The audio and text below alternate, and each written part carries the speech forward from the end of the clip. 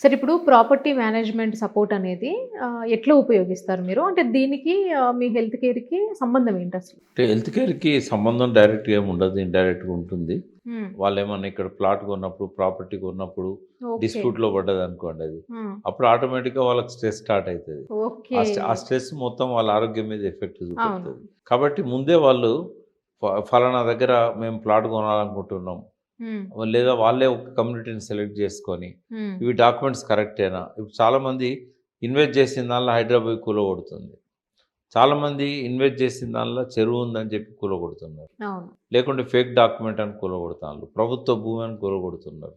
తర్వాత వేరే వాళ్ళొచ్చి కేసులేస్తున్నారు. ఇది హ్మ్. నాది ప్రాపర్టీ అని. కాబట్టి చిన్నదైనా, పెద్దదైనా ప్రాపర్టీ కొనే ముందు హ్మ్. లీగల్ సర్వీసెస్ ఉంటాయి మన అవును. దగ్గర. లీగల్ అడ్వైజర్స్ నేను కూడా పర్సనల్ అవును. కూడా అడ్వకేట్‌ని. హ్మ్. కాబట్టి లీగల్ సర్వీసెస్ వాళ్ళ సపోర్ట్ తీసుకోవడానికి హ్మ్. ఫస్ట్ అది రిపోర్ట్ పంపంగానే వాళ్ళు పంపుతారు గదా! అది చూసి ప్రిలిమినరీగా ఇది ఫ్రీగానే చెప్తారు.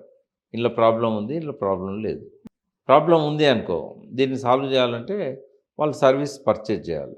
వాళ్ళ కోసం ప్రత్యేకమైన వ్యక్తిని అపాయింట్ చేసి లీగల్ డాక్యుమెంట్స్ అన్ని కలెక్ట్ చేయడం గానీ, ఇదంతా త్రూ వాళ్ళ ద్వారా నడుస్తా ఉంటది.